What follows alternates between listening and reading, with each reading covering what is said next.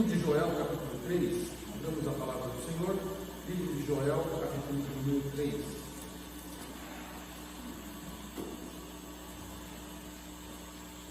Nós vamos ler os versos 18 até o verso 21.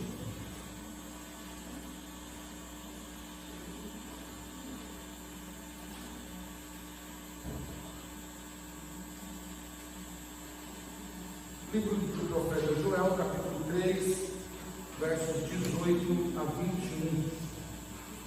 Diz assim a palavra do nosso Deus: E há de ser que naquele dia os montes destilarão mosto, e os outeiros manarão leite, e todos os rios de Judá estarão cheios de água. Sairá uma fonte da casa do Senhor, e regará o vale de Sitim. O Egito se tornará em desolação, e em Edom se fará um deserto abandonado, por causa da violência que fizeram os filhos de Judá, em cuja terra derramaram sangue inocente. Judá, porém, será habitada para sempre, e Jerusalém de geração em geração. Eu espiarei o sangue dos que não foram espiados, porque o Senhor habitará em Sião. Diz a palavra do nosso Deus. Meus irmãos, o livro do profeta Joel, ele foi escrito ali provavelmente entre o ano 566 a 586, a 590, né?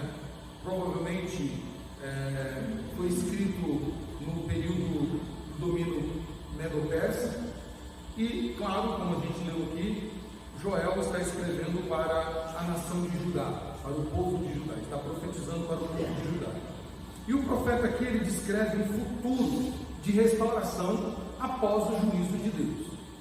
O profeta, enquanto o profeta está profetizando aqui para o povo de Israel, como nós já sabemos, desde a nossa caminhada lá, após o reinado de Salomão, quando o reino é dividido, nós já sabemos o que aconteceu quando Salomão morre.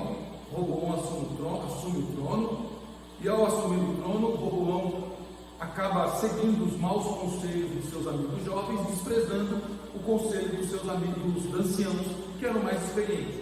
Com isso, o reino se divide em duas partes.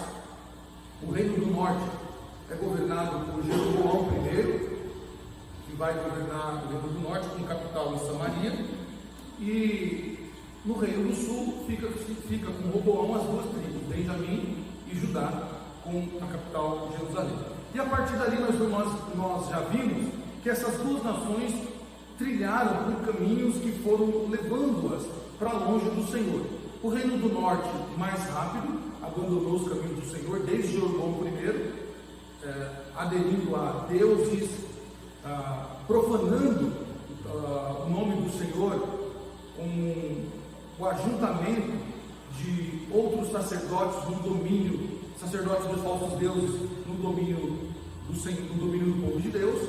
E o reino do sul foi gradualmente também seguindo o mesmo caminho, foi se afastando do Senhor, desprezando a lei do Senhor.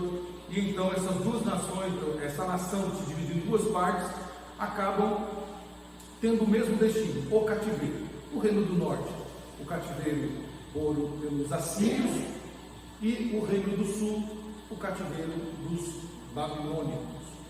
E então, o cenário aqui é um cenário de juízo. Deus pesou a mão contra o seu povo, porque o seu povo se afastou dele. O seu povo desprezou a lei do Senhor, abandonou o caminho do Senhor, e o cativeiro foi então o juízo de Deus. Então o cenário aqui é um cenário de destruição. Jerusalém está com seus muros todos derrubados, o templo do Senhor foi saqueado e também está destruído. Não há mais aquela beleza de Jerusalém, aqueles muros pomposos que davam segurança ao povo, já estão todos abaixo. Então o livro do profeta Joel, ele vai descrever então que após todo esse período de desgraça, todo esse período de calamidade, Deus não se esqueceu da promessa feita aos seus servos no passado, Abraão, Isaque e Jacó, e ele cumprirá a sua promessa de que o povo de Deus não será extirpado da face da terra. Deus restaurará Israel sempre que Israel for confrontado. Sempre que os inimigos se levantarem contra Israel, Israel se levantará. É por isso que a nossa confissão de fé, ela nos incentiva, ou na verdade ela nos exorta a orar por Israel. Os nossos documentos históricos da Igreja Presbiteriana nos convidam a orar pela paz em Israel, a orar pela nação de Israel, e nós devemos fazer isso sempre. Então o livro de Joel começa com um cenário calamitoso, um cenário de calamidade. Obrigado. De calamidade. Ele fala de gafanhotos, fala de secas, né? E vai no desenrolar da história, vai mostrando o juízo de Deus.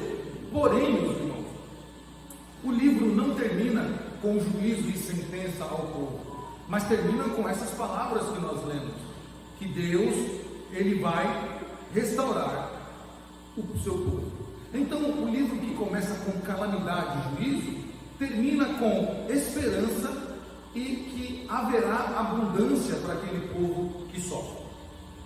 Esses versos que nós lemos, meus irmãos, são como um coro de vitória, mostrando o destino dos justos e o destino dos ímpios, mostrando como Deus tratará aqueles que se levantam contra o seu povo. Não importa a sua força, não importa o seu poder bélico, não importa a sua influência, e como Deus tratará também o justo, aquele que se dobra ao Senhor, aquele que confia em Deus. O texto, meus irmãos, ele nos ensina ou nos revela três grandes verdades sobre a esperança do povo de Deus, a esperança que eu e você devemos ter no Senhor, e Joel nos ensina isso. Primeiro, há uma promessa aqui para Israel que se estende para nós também, dentro desse cenário, a promessa de abundância. E quando o profeta está falando ao povo de Deus, talvez aquele povo fosse, mas como isso será possível, sendo que o nosso cenário é de catástrofe, é calamitoso, como acontecerá isso? E veja só como diz o verso 18: naquele dia os montes destilarão mosto, os outeiros manarão leite, e todos os ribeiros de Judá estarão cheios d'água. Aqui, a imagem que nós devemos ter é de fartura e de prosperidade que aquele povo teria. Mas o povo de Israel, meus irmãos, sempre entendeu errado a palavra do Senhor, sempre, desde o começo, né? Sempre o povo de Israel esperou um Messias que fosse libertar eles e fosse governar eles fisicamente. Eles esperavam um Messias que iria trazer a paz para eles na terra, iria governar a terra, e eles seriam prósperos materialmente. Até os dias de Jesus, até hoje, na verdade, os judeus esperam esse tipo de Messias, o Messias que vai vir e vai trazer Israel de novo para o centro das atenções, vai fazer com que Israel seja aquela nação que foi no passado, nos tempos de Davi e Salomão, e que toda a população da terra então reconhecerá o Estado de Israel como o Estado do Senhor. Só que o que Joel está trazendo para eles é muito mais valioso do que eles estão entendendo. Aqui a imagem é de fartura e prosperidade espiritual. Deus restauraria a sorte de Israel, né? Quando o profeta disse que destilarão um mosto, né? Falando sobre o vinho, aqui não era montes que desceriam jorradas de vinho sobre eles. Claro, tem a ver também com a prosperidade material deles, ou seja, como os gafanhotos vieram e atacaram todos os cereais, atacaram toda a agricultura deles, eles perderam tudo, seriam restituídos para eles. Mas aqui Deus está falando da alegria, está falando de uma restauração na alma, que eles seriam agraciados e seriam agraciados pelo Senhor com uma alegria jamais vista em seus corações. Falaria aqui de leite, claro, né? Os animais voltariam a comer, voltariam a ser fortes e dariam leite. Os ribeiros de Judá seriam verdadeiros mananciais de água para que eles sobrevivessem. Mas o Senhor está falando de algo muito maior, muito mais excelente, que é uma prosperidade espiritual. Meus irmãos, muitas vezes, como Israel, nós entendemos errado também. Muitas vezes nós chegamos ao Senhor pela igreja, achando que o Senhor vai mudar a nossa vida aqui na terra, que nós vamos ter um belo carro, uma bela casa, que a gente vai ter um casamento sem problema nenhum, que a gente vai ser próspero, que a gente vai fazer os melhores cursos e vamos desfrutar das riquezas dessa terra. Deus é poderoso para isso, Ele pode fazer isso, e se for o plano dele, Ele fará isso na nossa vida. Porém, meus irmãos, o que Deus quer fazer na minha e na sua vida é mudar a nossa condição espiritual, é fazer com que haja em nós prosperidade espiritual, para que nós o sirvamos e o adoremos em espírito e em verdade, como foi cantado nesta noite. Deus, meus irmãos, através da profecia de Joel aqui, reverte o cenário de escassez em abundância, mostrando para eles que aquele cenário que eles estavam vendo seria revertido. Um cenário de escassez, um cenário de destruição, aquilo seria revertido em abundância. E parece até mesmo,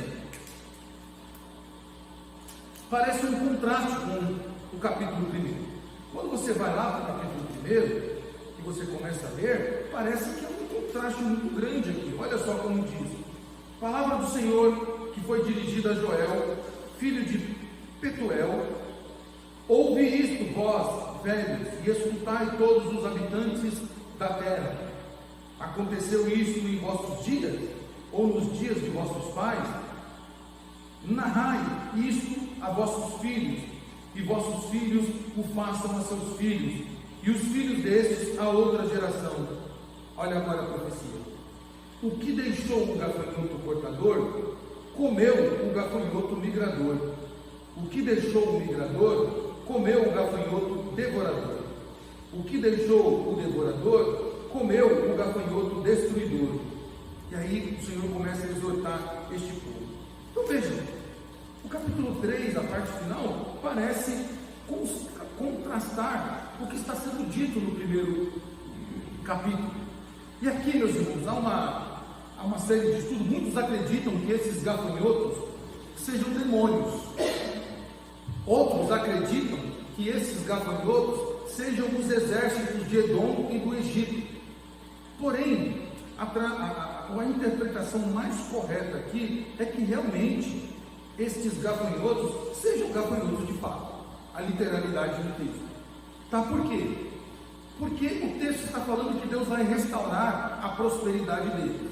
Então, logo, a prosperidade deles foi cortada por causa do seu colheito, do seu plantio, que não foi mais possível plantar e colher. Não colhendo mais, não podendo plantar e não podendo colher, logo eles não teriam o quê? O seu comércio ativo, não teriam o seu crescimento financeiro, porque eles viviam praticamente da agricultura, o povo judeu. Então, a interpretação mais correta aqui é que seja de fato gafanhotos que foram lá enviados por Deus para destruir todo o plantio. E notem, gafanhoto sempre, a maior parte das vezes que aparece na Bíblia, é juízo de Deus. Lembra lá no Egito, uma das pragas foi justamente o envio de gafanhotos para destruir toda a colheita do Egito. Então, meus irmãos, esta interpretação, ela se harmoniza perfeitamente com outras passagens da Bíblia em que envolvem a destruição de plantio.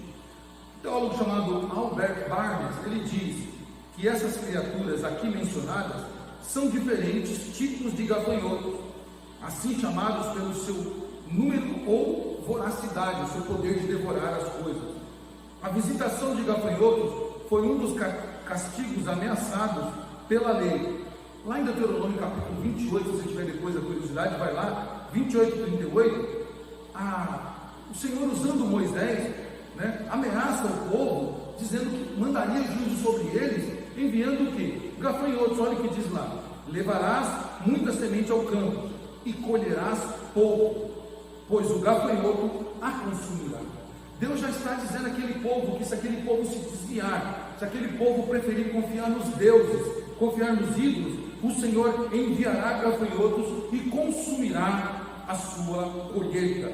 Era um castigo comum de Deus pelo pecado do seu povo, tá? Naqueles tempos e durante todo o tempo de Israel, da peregrinação de Israel antes do cativeiro. Para nós, meus irmãos, para nós, esse texto de restauração aponta para algo muito mais sublime, para algo muito mais sublime. Quando nós estamos com o Senhor, quando nós confiamos no Senhor, quando nós damos ouvidos ao Senhor, a exortação dele para a nossa vida, o Senhor promete então plenitude em Cristo em nossa vida. João capítulo 7, versículos 37 e 38, que nós vemos na abertura do nosso culto, diz que aquele que beber da água do Senhor, ele não vai ter mais sede, porque o Senhor transbordará rios de águas vivas em nós. Por isso, devemos confiar no Senhor e na sua promessa de abundância para nós. Meus irmãos, fomos chamados para viver em abundância. E por favor, não interprete errado de novo como fez o povo de Israel. O Senhor nos chama para mudar a nossa vida espiritual, para que nós sejamos realmente abundantes espirituais. Nós, nessa semana, falamos um pouquinho da nossa igreja presbiteriana e os seus 166 anos.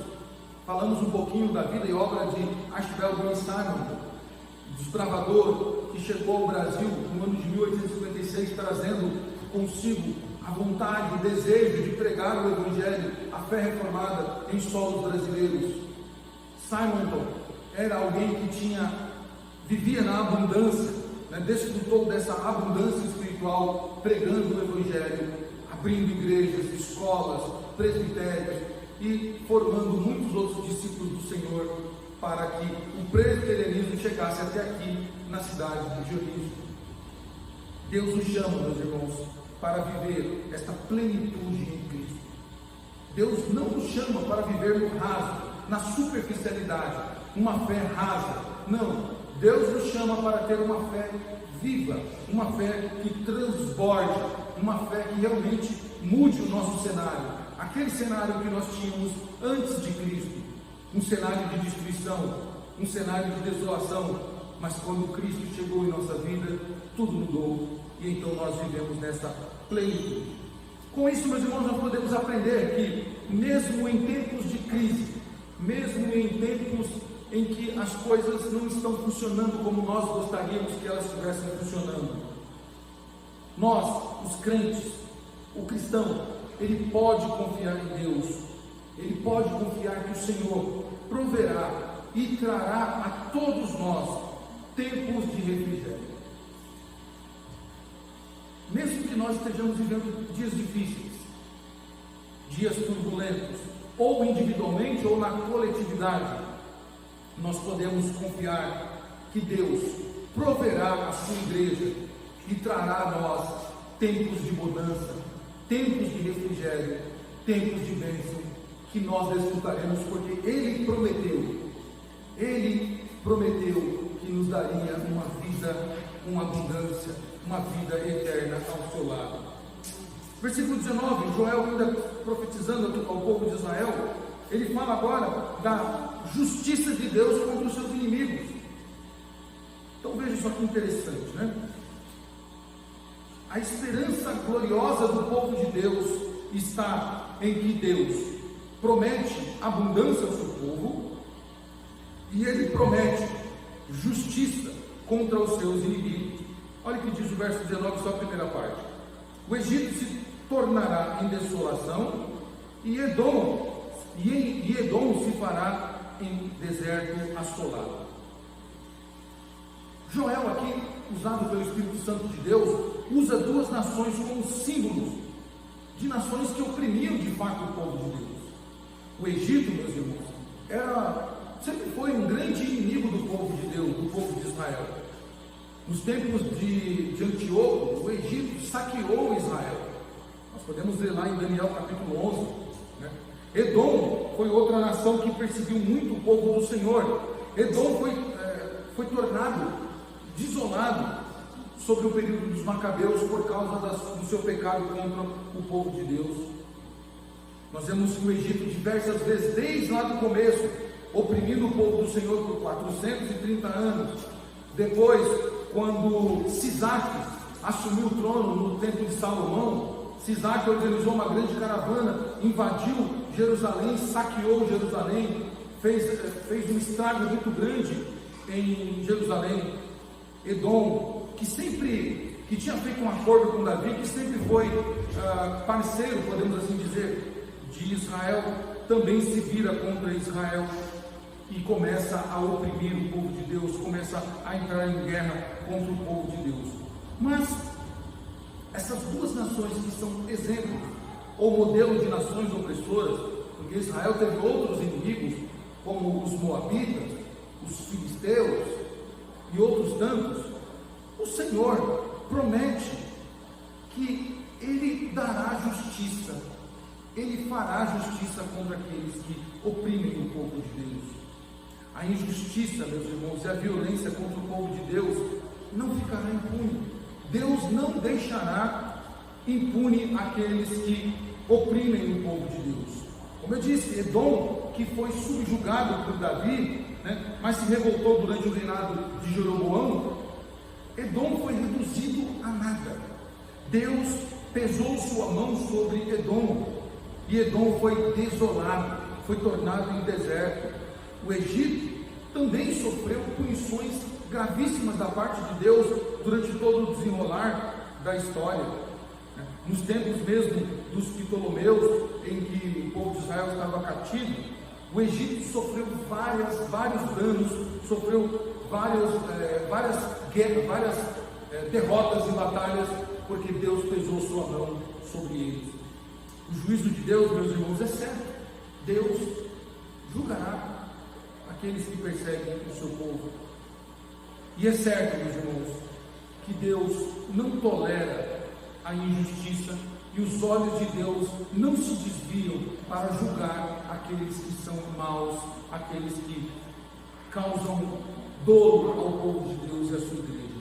Muitas vezes nós nos chocamos e parece que é em nós uma incredulidade quando nós olhamos irmãos por aí fora, principalmente na África, na Ásia ou em outros locais, que sofrem perseguições duras, igrejas queimadas, alguns que são mortos de formas brutais,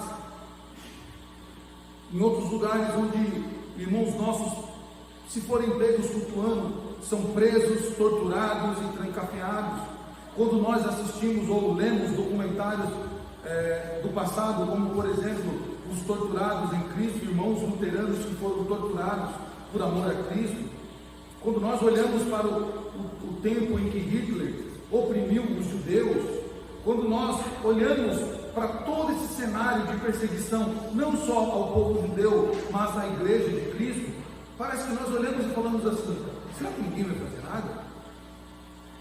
Será que ninguém vai tomar uma providência contra isso? Será que Deus não está vendo? Parece que entre nós um sentimento parecido com o de Abacuque, quando olha os assírios festejando, ele diz: Senhor, o Senhor não vai fazer nada? Até quando, Senhor? Até quando eles vão fazer festa e vão se divertir de tanto oprimir o teu povo? Quando nós olhamos para nações como o Brasil, meus irmãos, que eu repito, tem provocado a ira de Deus com as suas injustiças contra o pobre, contra o órfão, contra o necessitado, juízes que se proclamam deuses, mas César também se proclamava Deus e caiu. Nero se proclamou Deus também e caiu. Outros imperadores tão temidos caíram. Hitler parecia que não tinha freios e Deus colocou freios em Hitler. E poderemos citar os mais contemporâneos: Saddam Hussein, Osama Bin Laden, todos caíram. Não há homem que deva ser temido mais do que a Deus. Eles cairão por causa da sua violência, por causa da sua injustiça, por causa da sua petulância em achar que são deuses. Mas são homens, são cacos de barro, que bastam a palavra do Senhor e eles perecerão, Deus trará juízo, meus irmãos. Até porque o maior adversário da igreja, Satanás, já foi julgado, sentenciado, e agora está rumo à sua condenação eterna. Ele já foi vencido, Satanás. Para ele o destino já é certo, a condenação eterna, o inferno. Porque homens que se julgam deuses também não seriam julgados pelo Supremo Juiz.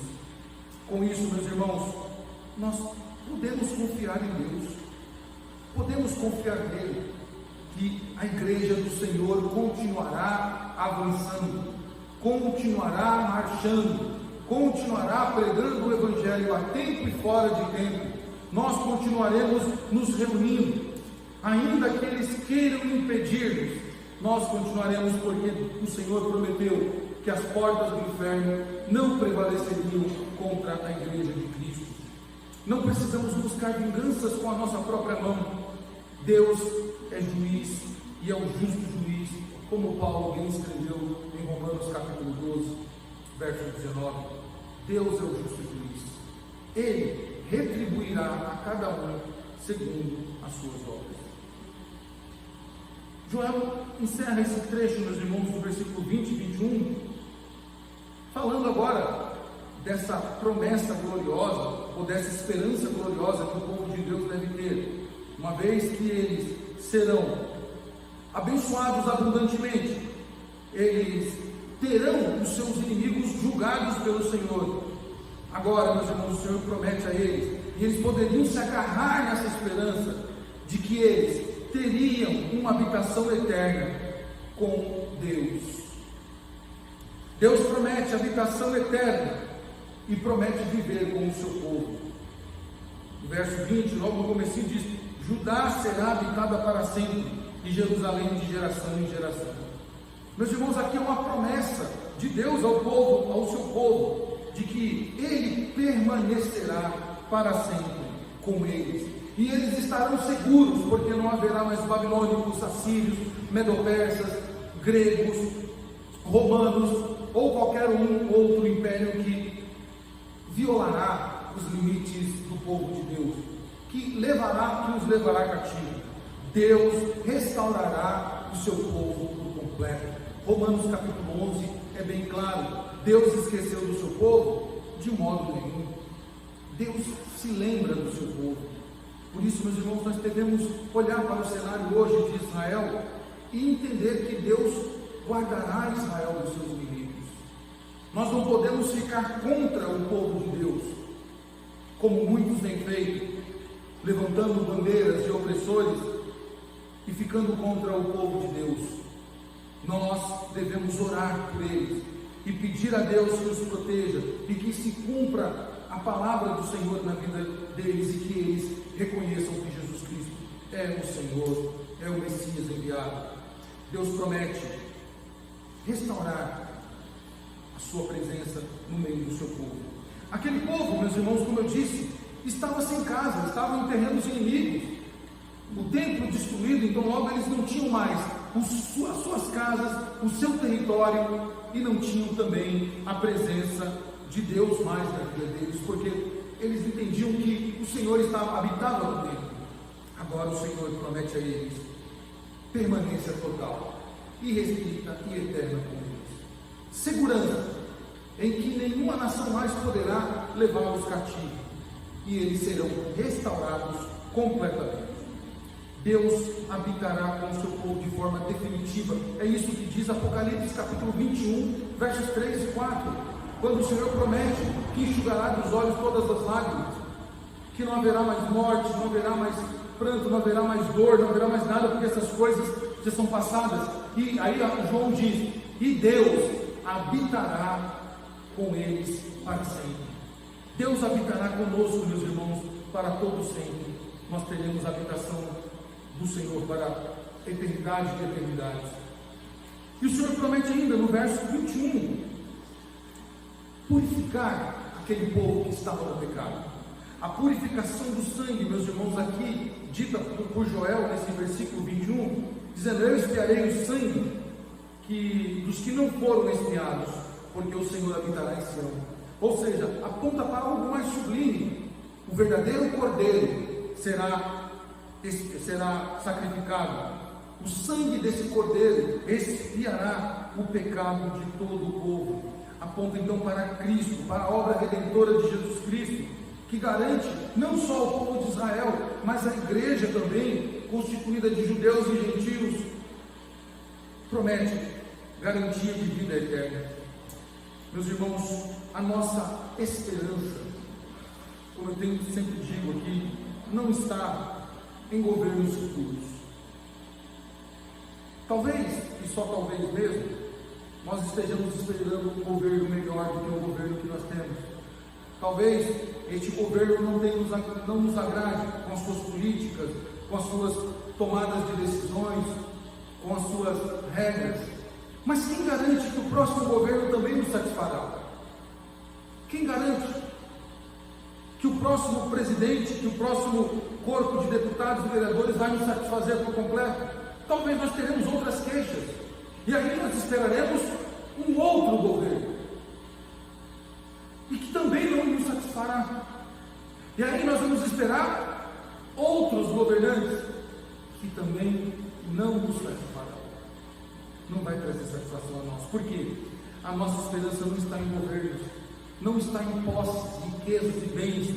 A nossa esperança, meus irmãos, está na presença eterna de Deus conosco para sempre.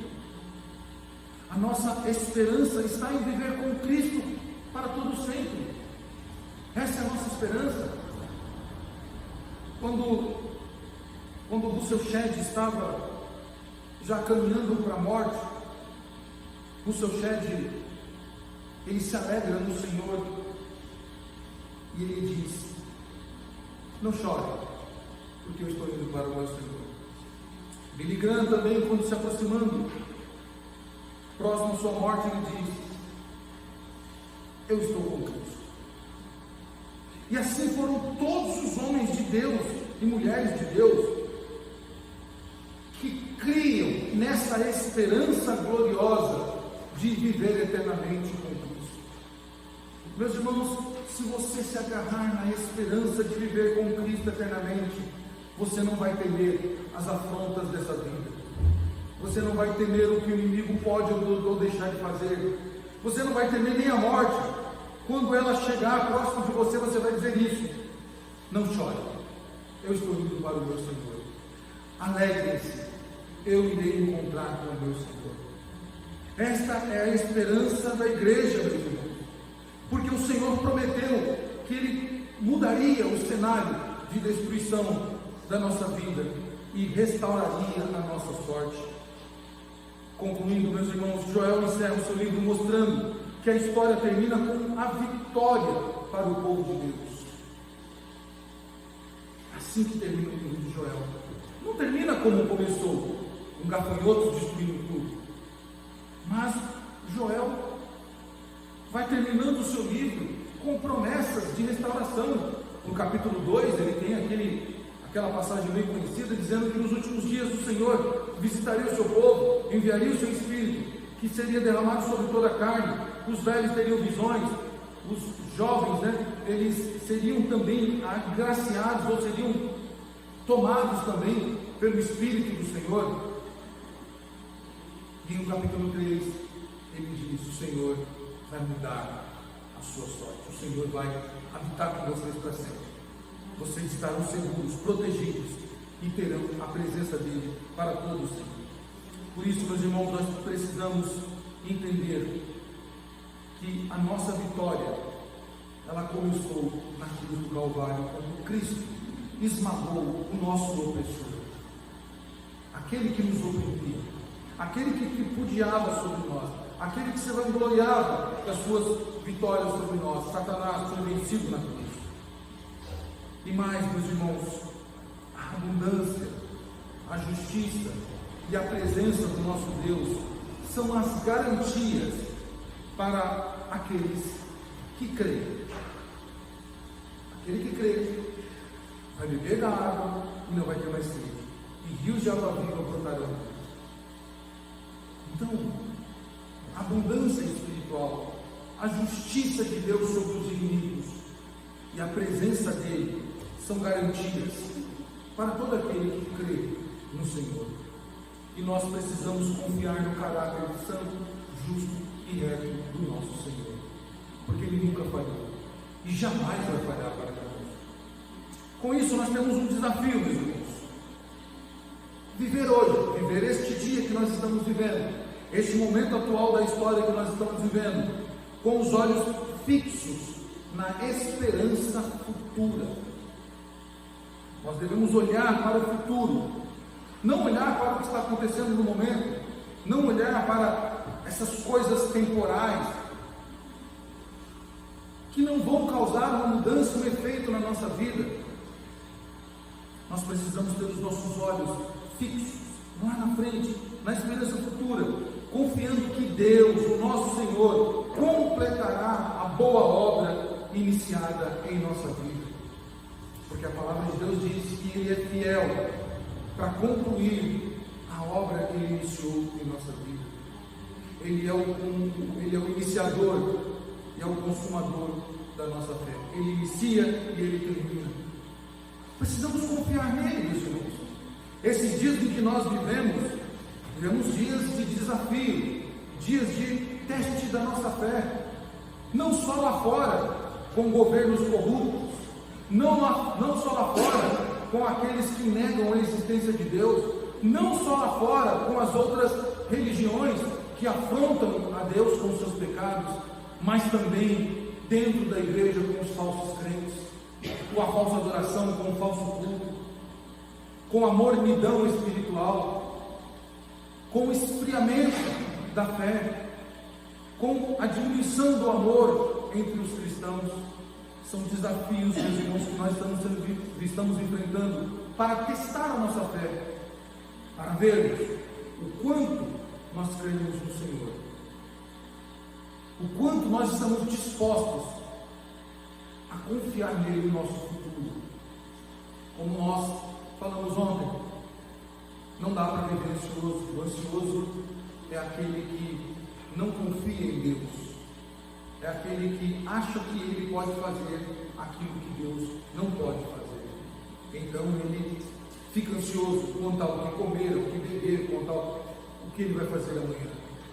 O crente, ele descansa no Senhor, ele não perde a sua noite de sono,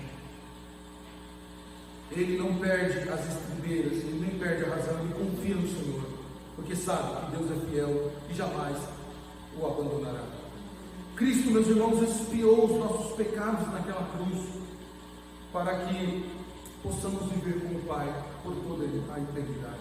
Ele se deu em nosso lugar, Ele mudou a nossa história, se dando em nosso lugar, derramando o seu sangue por nós, para que os nossos pecados fossem expiados, e então nós possamos usufruir dos benefícios da propiciação e viver eternamente com o nosso Deus na pátria celestial, na nova Jerusalém, onde nem assírios, nem babilônicos invadirão, porque lá o nosso Deus habitará conosco para sempre.